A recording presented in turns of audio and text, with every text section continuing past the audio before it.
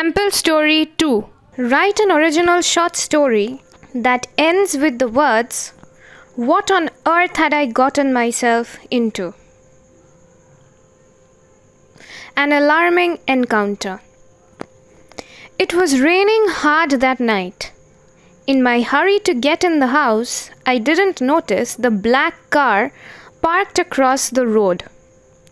I realized something was wrong when I walked into the living room and saw a man in a black suit and a blue hat sitting on the couch.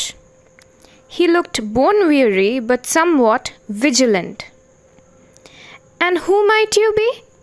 I asked suspiciously. "Vishal Singh." "I'm your uncle, Rishabh. Don't you recognize me?" His vigilant eyes softened into a smile. "Strange. I've never heard of you before." "But I have." "Oh, I've heard a lot about you." "How?" I asked, confused. "Through your mother, of course.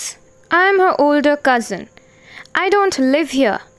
I have lived in the US since I was 14. No surprise that you've never met me." I hurried into the kitchen, calling for my mother. She was nowhere to be seen. The frozen chicken was in the sink, the chopped vegetables lying open next to the fridge. A perfect picture of disarray. I went upstairs to the room I shared with my sister. She wasn't inside either. Her phone was on the table. I used it to call my mother. All I heard was the phone ringing in the living room downstairs. My heart skipped a beat when the strange man picked it up and said, "Hello," in his characteristic American accent. Something didn't feel right. My mother never left the house in charge of a guest. And where would my sister disappear at this time of the night? It was 9 o'clock already. Besides, why did they not take their phones with them? I tiptoed to the living room downstairs in order to spy on our guest. I knew I had to be careful. I couldn't be seen. The floorboards creaked as I tried to maintain my balance. I peered through the gap between the living room partition walls to have a glance at him from the back. There was something off with him. He was still sitting on the couch, fidgeting. He looked to his right, then to his left, put a handkerchief inside his collar, and then wiped his forehead with it. After what seemed an eternity, he surreptitiously reached for his bag. What knocked the wind off my lungs was when I saw what he took out of it. It was a gun. I wanted to scream, but I couldn't. It seemed as though someone had put me on mute. What followed was a panic attack as I envisioned what might have happened to my mother and sister. I had to take him down and save their lives. I just did not know how. I had no idea where they were or how to reach out to them. I couldn't help but imagine that the worst had happened to them. Choking back tears, I thought of all the possible weapons I could use to attack him. There were knives in the kitchen. I had my father's golf clubs on the first floor landing. However, if I had to take him down, I would have to approach him face to face. He was facing the only entrance to the living room with a gun in his hand. Would the kitchen knives and golf club stand any chance? He just had to take one shot at me right from where he was sitting, and that would be the end of me. What struck me then was an idea that had completely escaped my mind in the flurry of fear, dread, and anticipation. I should have called the police. My sister's phone was right upstairs in our room. I would call the police and then lock myself up in the room for safety.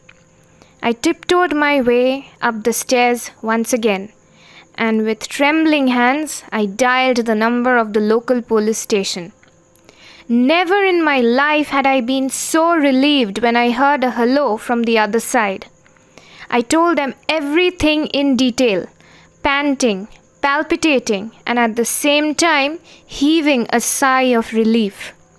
They told me to lock myself up in the room till they arrived, exactly like I had already planned. After about 2 minutes, I heard some voices from the living room downstairs. It was my father's. He had come back from his office early, and now it seemed like he was speaking to the man. I had to save my father. I couldn't be a coward and lock myself up in the room when there was a life I could save. I hurriedly made my way to the living room now, but to my utter surprise, I saw my father hugging the man. I soon heard voices at the door. It was my mother, followed by my sister.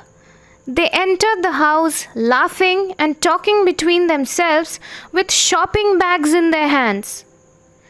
"Hope you've been nice to Vishal, uncle?"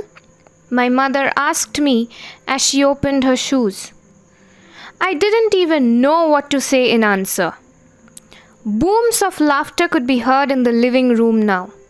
My father and my uncle definitely had a lot of catching up to do. Making my way weakly to the living room, I learned that what they were laughing at was the gun, which was actually a lighter.